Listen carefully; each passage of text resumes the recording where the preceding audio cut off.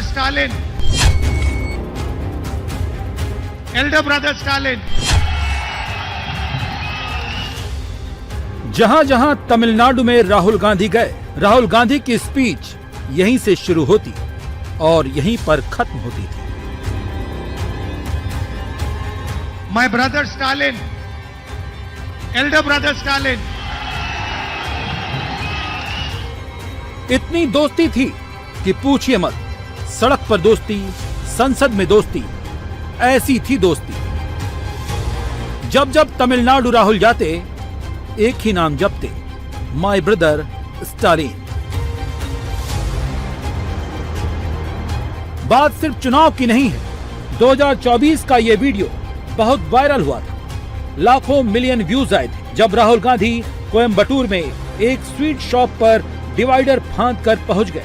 मिठाई खरीद रहे थे। जब यहाँ भी लोगों ने पूछा, राहुल जी किसके लिए मिठाई ले रहे हैं, तो बड़े प्यार से कहा था, अपने भाई स्टालिन के लिए। So what sweet are we getting? क्या खाएगा? So who are you getting sweets for? My brother Stalin. 24 से लेकर 25 तक, 25 से लेकर 26 के रिजल्ट आने के बाद सत्ता दिखाई दी तो राहुल बदल गए। स्टालिन के सितारे गर्दिश में चले गए तो भाई स्टालिन को राहुल भूल गए और नए ब्रदर विजय के साथ चिपक गए। यही है राहुल गांधी की सियासत और उनका सत्ता प्रेम। 5 सीट मिली नहीं कि सब यारी, दोस्ती, रिश्ते नाते भूल गए। विजय की तरफ से ऑफर आया जिसे बिना देर किए लपक लिए, जिसकी तस्दीक ऑल इंडिया कांग्रेस कमेटी ने अपने लेटर में कर दी है। बकायदा प्रेस रिलीज कर ऐलान किया कि कांग्रेस टीवीके को सपोर्ट कर रही है और इसकी वजह भी बताई। कांग्रेस इसलिए टीवीके को समर्थन कर रही है क्योंकि वो नहीं चाहती तमिलनाडु में जो सरकार बने वो सांप्रदायिक ताकतों के साथ मिलकर बने।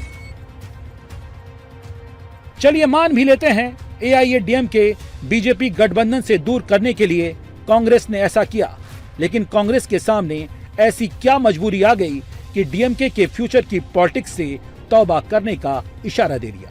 क्योंकि कांग्रेस ने जो लेटर में आगे लिखा है, डीएमके का पारा उसी से ज्यादा गर्म हो गया है। कांग्रेस के लेटर में लिखा है कि टीवीके और कांग्रेस का ये गठबंधन केवल सरकार तक नहीं रहेगा, बल्कि फ्यूचर में लोकल बॉडी के इलेक्शन, लोकसभा और राज्यसभा चुनाव में भी साथ मिलकर ये गठबंधन काम करेगा। कहानी यह है कि डीएमके के संबंधों पर राहुल गांधी ने लाइन ले ली है। दूध में पड़ी मक्खी की तरह स्टालिन से तौबा कर ली है। मजेदार बात यह है कि इतना सब हो गया, बावजूद इसके राहुल गांधी और कांग्रेस मोदी से लड़ने के लिए इंडी गठबंधन को एकजुट करने का नया प्लॉट तैयार कर रहे हैं। राहुल गांधी ने ये तो फैसला कर लिया, लेकिन डीएमके ने भी कांग्रेस को लेकर मन बना लिया है। कह दिया है कि कांग्रेस ने पीठ में छुरा भोंका है, जिसका जवाब आज नहीं तो कल कांग्रेस को देना पड़ेगा। The Congress has offered its support to the TVK, and that is why we called it backstabbing.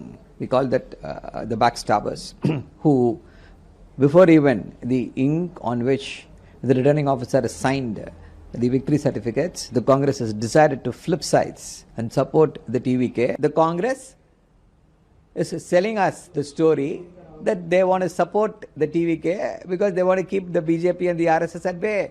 Brothers, we know how to do that. We have already done that. We have already kept the BJP and the RSS at bay. And this is a foolhardy decision by the Congress, which is likely to send ripples across the country in the sense that there are other alliance partners. If the Congress is going to be so untrustworthy, just within a day of the results, they are openly going against the mandate, what impact it will create in the minds of Mr. Akhilesh Yadav, Mr. Tejashwi Yadav, Mr. Uddhav Thackeray. We have never failed the Congress, and it is now the Congress which wants to support the TVK, which fought the elections. They fought the elections against TVK. Now they want to go and support. I think this is a very short-sighted, myopic stand taken by the Congress, which they will regret. हालांकि DMK ने कांग्रेस के साथ गठबंधन छोड़ने पर अभी कोई फैसला तो नहीं लिया है, लेकिन डीएमके की सियासत को समझने वाले जानते हैं कि न करुणानिधि ने धोखा देने वालों को बख्शा है और कहा जा रहा है कि स्टालिन की भी सियासत कुछ ऐसी ही है, धोखा देने वालों को माफ नहीं करते। अगर ऐसा है तो इस फैसले का असर केंद्र की सियासत में भी आने वाले दिनों में जरूर दिखेगा, क्योंकि डीएमके के लोकसभा में 22 और राज्यसभा में 10 सांसद हैं जो अब तक मोदी सरकार के फैसले के खिलाफ राहुल के साथ अड़े और खड़े रहते दिखाई दिए हैं। डीएमके को आज झटका क्यों लगा? क्योंकि ये दोस्ती आज की नहीं है। डीएमके और कांग्रेस आर के बीच पहली बार बड़ा चुनावी समझौता 1971 के लोकसभा और विधानसभा चुनाव के दौरान हुआ। इस दौरान इंदिरा गांधी ने तमिलनाडु की सभी विधानसभा सीटें डीएमके को छोड़ दी थी। डीएमके ने इंदिरा गांधी के नेतृत्व वाली कांग्रेस के साथ 1980 में फिर हाथ मिलाया। हालांकि ये गठबंधन विधानसभा चुनाव में सफल नहीं रहा था। केंद्र में यूपीए के गठबंधन के बाद से दोनों दल अक्सर साथ रहे। 2004, 2009 और हालिया 2019 और 2024 के लोकसभा चुनाव में एक साथ लड़े, लेकिन अब इस गठबंधन में विजय नाम की दीवार आ गई है। They wanted a change from the two principal Dravidian parties which have been in government since 1967. We believe that the people of Tamil Nadu want a change, but they also want a change which is headed by the TVK, but is also a secular formation. I think the people of Tamil Nadu are very, very clear that they want a secular formation. So we are only aiding and assisting the TVK to put together a secular government, in secular and stable government in Tamil Nadu.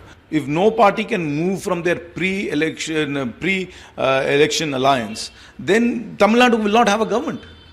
But Tamil Nadu, people have voted for 234 members of the legislature, and these 234 members must find a way to form a secular and stable government. That is the mandate from the people. We must respect that mandate. If everybody sticks to their position, which they had prior to the elections in the alliance, then we won't have 118 people. We need to get 118 into one side.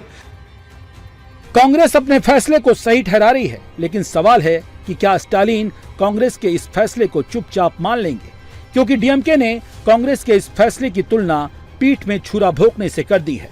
दरार पड़ चुकी है जो इतनी आसानी से भरने वाली नहीं दिख रही। तमिलनाडु में इस पूरे एपिसोड का सबसे ज्यादा मजा बीजेपी ले रही है। ऐसा कोई सगा नहीं जिसको कांग्रेस ने ठगा नहीं। कांग्रेस एक धोखेबाज पार्टी है और कांग्रेस ने हर क्षेत्रीय दल को, हर रीजनल पार्टी को उसके वोट बैंक के लिए लूटा है, यूज किया है और थ्रो किया है। अब देखें ना, बिहार में आरजेडी को यूज करके थ्रो कर दिया। फिर हमने देखा कि कैसे उन्होंने महाराष्ट्र में उद्धव सेना और एनसीपी शरद पवार जी को यूज करके थ्रो कर दिया। और इसीलिए आज जब डीएमके से काम समाप्त हो गया, सीटें मिल गई, तो वो विजय के साथ जा रहे हैं। और वहां पर उनको किस प्रकार से इंडी अलायंस जो बनाई थी उसको तोड़ने में 1 मिनट भी नहीं लग रहा। एक बात तो साफ है, विजय ने वो कर दिखाया है जिसका किसी को अंदाजा तक नहीं था। 59 साल की द्रविड़ राजनीति को अपने स्टारडम से धुआं कर दिया। ऐसा कर दिया कि डीएमके, एआईएडीएमके दोनों बड़ी पार्टियां चारों खाने चित हो गईं। कांग्रेस की मुश्किल ये है कि उत्तर में उसके लिए कुछ बचा नहीं और दक्षिण गंवाने के लिए वो तैयार नहीं।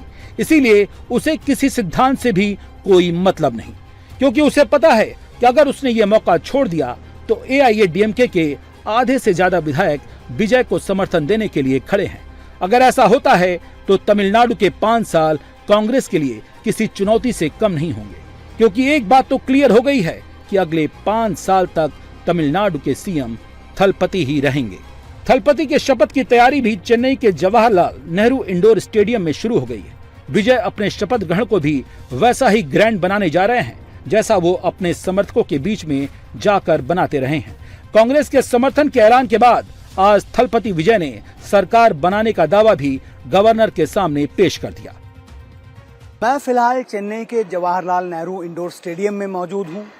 ये वो जगह है जहाँ पर अब तक विजय की फिल्मों के ऑडियो, उनके फिल्मों के टीजर लॉन्च होते थे, लेकिन अब इसी जगह से एक्टर विजय एक सीएम के तौर पर लॉन्च होने जा रहे हैं। आप देखिए किस तरह से यहाँ पर पूरे फिल्मी तरीके से एक बहुत शानदार सेट बनाया जा रहा है, जहाँ पर वो तमिलनाडु के नए सीएम पद की शपथ लेंगे। कह सकते हैं कि विजय ने तमिलनाडु की सियासत में एक नई इबादत लिखी है, एक ऐसा इतिहास उन्होंने बनाया है जो कभी पहले नहीं हुआ। 50-60 सालों की द्रविड़ दलों की राजनीति को उन्होंने ध्वस्त कर दिया है।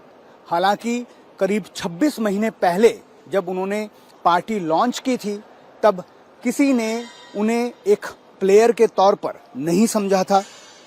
अब वो कमाल ऐसा उन्होंने करके दिखाया। जब चुनाव के दौरान भी जब उनकी पब्लिक मीटिंग में अपार भीड़ जुड़ने लगी थी, करूर में स्टैम्पीड हुआ, उसके बाद एक बहुत बड़ा पॉज उनकी पब्लिक आउटरीच को भी लेकर लग गया। कई जगह पर उनको सैंक्शंस लग गए, उन्हें जो है वो नहीं करने दिया गया, रैलीज में लोगों की भीड़ जुटाने नहीं दी गई। लेकिन एक सोशल मीडिया के जरिए सिर्फ यंगस्टर्स को अपने साथ रखकर उन्होंने ये कमाल कर दिखाया है। यंगस्टर्स के साथ साथ महिलाओं ने उन्हें भर भर कर वोट दिया। पहली बार तमिलनाडु की सियासत में ये देखने को मिला कि 10, 12, 15 साल के बच्चे अपने माँ बाप पर दबाव डाल रहे हैं कि इस बार वो विजय को वोट करें। अपने बच्चों का मन रखने के लिए उस आयु वर्ग की जनता ने भी विजय की पार्टी को वोट किया। कैंडिडेट कौन है ये किसी को पता नहीं था, लेकिन विजय ने एक ब्लॉकबस्टर जीत दर्ज की।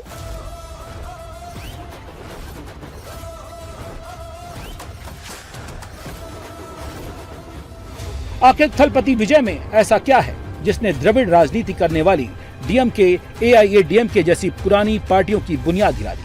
सुपरस्टार सी जोसेफ विजय से थलपति और थलपति से तमिलनाडु की पॉलिटिक्स का ब्रांड विजय, ये सब अचानक नहीं हुआ। विजय ने अपने स्टारडम की मदद से खुद को तमिलनाडु की पॉलिटिक्स का ब्रांड बनाकर स्थापित किया। 15 सालों से तमिलनाडु में ग्राउंड पर एक्टिव रहे। फिल्मों की कामयाबी को उन्होंने सोशली पॉलिटिकली कनेक्ट किया। युवाओं का एक बड़ा फैन बेस तैयार किया, जिनको सोशल कामों के साथ जोड़ा। इसके लिए 2009 में विजय मक्कल इयक्कम वीएमआई की स्थापना की, ताकि वो अपने प्रशंसकों से जुड़ सकें और कल्याणकारी योजनाएं चला सकें। वीएमआई के तहत 80,000 से अधिक फैन क्लब इकाइयां बनाई गई। वीएमआई के जरिए विजय ने कई सामाजिक पहलें की। मुफ्त खाना, स्टडी सेंटर, कंप्यूटर वितरण, ब्लड डोनेशन कैंप लगवाए। 2011 के साइक्लोन, 2015 में चेन्नई बाढ़ और 2018 में साइक्लोन में जमकर मदद की। 2009 में तमिल अस्मिता के लिए चेन्नई में श्रीलंकाई तमिलों के समर्थन में उपवास किया। 2011 में नागपट्टिनम में श्रीलंकाई नौसेना ने जब तमिल मछुआरों को गिरफ्तार किया तो भूख हड़ताल की, केंद्र से हस्तक्षेप की मांग की। 2017 में जलीकट्टू पर प्रतिबंध के खिलाफ बड़े विरोध प्रदर्शन का समर्थन किया। जहां जहां राज्य और केंद्र की सरकार खामोश रही, उस जगह को विजय ने भर दिया। फिल्म स्टार विजय को लेकर क्या क्या नहीं कहा गया। जहां पर हम मौजूद हैं पनियूर, जिनके फार्म हाउस में उन्होंने अपनी पार्टी का ऑफिस बनाया, वहां पर उन्हें वर्क फ्रॉम होम पॉलिटिशियन का तमगा जो है विपक्ष ने देने की कोशिश की। आप देखिए विजय का कैवलकेड अब निकल रहा है, जो इस राज्य के नए मुख्यमंत्री के रूप में जल्द ही शपथ लेने जा रहे हैं। विजय क्या ऐसा कर सकते थे, इस बात की कल्पना किसी ने नहीं की थी, लेकिन अब जिस तरह से जीती है, उसके बाद एक ऐतिहासिक जीत की तरफ जो है विजय की पार्टी गई है। उसके बाद आप देखिए किस तरह से यहाँ पर पूरा माहौल बदल गया है। उनकी क्षमता को कम करके आंका गया, लेकिन अब उन्होंने ये साबित कर दिया कि जनता के मन को उनसे ज्यादा किसी ने सही तरीके से नहीं पढ़ा था। यही वजह रही कि विपक्षी दल भी उनकी काबिलियत को या फिर जन समर्थन जो उनको मिल रहा था उसको भांप नहीं पाए, और विजय ने एक ऐसा नया इतिहास तमिलनाडु की राजनीति में लिख दिया। विजय की ये विजय ऐसे नहीं हुई। चुनाव प्रचार में जब तमिलनाडु में वो उतरे तो खुद को आम तमिलियन से जोड़ा। जिस क्षेत्र में उम्मीदवारों का समर्थन करने जाते, वहां कैंडिडेट के नाम की जगह प्रशंसकों से कहते खुद विजय चुनाव लड़ रहा है, विजय को ही विजयी बनाना है। विजय ने ऐसे ही तमिलनाडु की सियासत में जीत की सीटी बजाई है। तमिलनाडु में लोगों ने भरोसा विजय पर ऐसे ही नहीं किया। क्योंकि थलपति ने उम्मीदवारों को भी उनकी हैसियत को देखकर टिकट नहीं दिया। अपने ड्राइवर राजेंद्रन के बेटे सबरीनाथ को टिकट दिया। सबरीनाथ को जब टिकट मिला तो वो फूट फूट कर रोने लगे थे। ऐसे ही तमिलनाडु के लोगों के दिलों में उतरे थलपति विजय। सबरीनाथ ने सीट विरुगंबाक्कम से डीएमके के मौजूदा विधायक एमवी प्रभाकर राजा को 27,086 वोटों से धूल चटा दी। I'm very much happy in that. Very happy? Yeah, very much happy, and I've always have gratitude towards Talapati. Thalapathy की आंधी ऐसी चली कि डीएमके के बड़े बड़े नेता तिनके की तरह उड़ गए। क्या सीनियर एमएलए और क्या मंत्री, यहाँ तक कि कोलथूर से जीत की हैट्रिक लगाने वाले खुद सीएम एमके स्टालिन को हार का मुंह देखना पड़ा। विजय की टीम के जायंट किलर बने एसपी बाबू। एसपी बाबू पहले डीएमके में हुआ करते थे। 2006 में डीलिमिटेशन से पहले पूरा साइवक्कम क्षेत्र से डीएमके के एमएलए चुने गए। 2011 में जब एमके स्टालिन ने सीट बदलकर कोलथूर को चुना तो चेन्नई नॉर्थ डिवीजन के पार्टी सचिव रहते हुए 2011, 2016, 2021 के चुनाव में स्टालिन की जीत में बाबू ने बहुत ही अहम भूमिका निभाई। इसी साल एसपी बाबू ने टीवीके ज्वाइन किया और विजय ने उनको टिकट देकर स्टालिन को सबसे बड़ा दर्द दे दिया। நீங்க மாறி இருக்கீங்க, ஒரு முதல்வரை நீங்க தோக்கடிச்சிருக்கீங்க, அந்த உணர்வு எப்படி இருக்கு? சாதாரணமா சாதாரணமா இருக்குன்னு நீங்க சொல்றாங்க. ஆனா நீங்க அவங்க கூட பணியாற்றி இருக்கீங்க, அவங்களுக்கு வெற்றிக்கு நீங்க உதவிக்கிறீங்க. 2011ல சிட்டிங் அப்போ 2006 எம்எல்ஏ ஒன்னு டிஎம்கே எம்எல்ஏ அவரோட பழகி இருக்கேன். அதனால எல்லா வேலையும் அவருக்கு நானும் செய்து கொடுத்துருக்கேன். அவரும் எனக்கு கட்சி வேலையெல்லாம் செஞ்சிருக்கோம். லோக்கல்ல எல்லாம் எப்படின்றது எனக்கு அனுபவம் இருக்கு. அதனால என்னுடைய அனுபவத்தினாலதான் அவர் அங்க உள்ள வந்தது. அதனால அனுபவம் வெற்றி பெற்றது. இந்த மாற்றத்தை நீங்க எப்படி பாக்குறீங்க? இப்போ ஒரு பெரிய மாபெரும் மாற்றம் வந்து என்னால இல்லைங்க, தளபதி, நம்ம தளபதி வெற்றி கழகத்தினுடைய தளபதியால தான் மாற்றம்। बड़े बड़े चुनावी पंडित फेल हो गए, उसकी वजह यही है। विजय ने फिल्मों के किए किरदार को हकीकत में जमीन पर उतार दिया और खुद नायक बनकर तमिलनाडु की उस नब्ज को पकड़ा जिसे द्रविड़ सियासत करने वाली पार्टियां सिर्फ एक वोट बैंक समझती रहीं। थलपति ने बताया कि वो वोट बैंक नहीं है। आईने में अपने अक्स को दिखाकर बताया कि हर तमिलियन थलपति है। इस भरोसे को जनता के बीच में बढ़ाने का जिम्मा उन लोगों को दिया जो उनके फैन क्लब विजय मक्कल इयक्कम से जुड़े थे। इसी में से एक थे चेन्नई के रहने वाले बदरुद्दीन उर्फ मुस्तफा। बदरुद्दीन विजय मक्कल इयक्कम में संगठन का बड़ा चेहरा है। इनको विजय ने मदुरई सेंट्रल से उम्मीदवार बनाया। इन्होंने डीएमके के मंत्री और सीनियर नेता पीटीआर पालनिवेल त्यागराजन को हराकर इतिहास रच दिया। हैरानी की बात यह है कि मुस्तफा को वहां कोई जानता तक नहीं था। बदरुद्दीन भी आम तमिलियन की तरह एक आम नागरिक है। ये आके जनता का जीत है। ये आके सारी तमिलनाडु और विजय सर के लिए, और विजय सर आके ये तमिलनाडु में अच्छे काम करने के लिए जनता वोट दी है। ये आके ये आवाज जो है विजिल का आवाज है, ये आवाज जो है विजय का आवाज है, ये आवाज जो है गरीब का आवाज है। ये गरीब के लिए ये जनता आके वोट दिया है, वोट अच्छा करेगा बोल के बोलता हूँ। सर आपकी तैयारी कैसे की आपने? मतलब आपको लगता था कि इतने बड़े कॉन्टेस्ट में आप जीत पाएंगे? नहीं, 100% था। विजय सर तो बोलते थे और 67 और 77 डॉक्टर पुरशी तलेवर एमजीआर और आरिंगर अन्ना दे वो चेंज रूल आने वाला है तमिलनाडु में। वो तमिलनाडु के पीपल जो है ये गलत डीएमके को जनता तमिलनाडु से हटाना चाहती थी, वो बिल्कुल जनता विजिल को वोट देके हटा दिए, मैं देखता हूँ। ऐसे ही शिवकाशी से टीवीके की उम्मीदवार एस कीर्तना है। चुनाव लड़ने से पहले ये सिर्फ एक छोटी सी नौकरी करती थी, लेकिन विजय के विजय मक्कल इयक्कम से जुड़ी थी। विजय ने इनकी प्रतिभा के हिसाब से इनको शिवकाशी से टिकट दिया। विजय के चेहरे और कीर्तना की सादगी ने बाजी पलट कर रख दी। So when he started a party, you know that everybody needed change in Tamil Nadu. There was no opponent. There was no opponent. So when he came, everybody saw him as, yes, this is the change we want. So he have done it. and people have trusted us, and definitely we'll be doing it. Here if she believes that any common man can come into politics and win. Exactly. That is what happened in this election. Any common. So my background is I was a political consultant, and there is no background at all.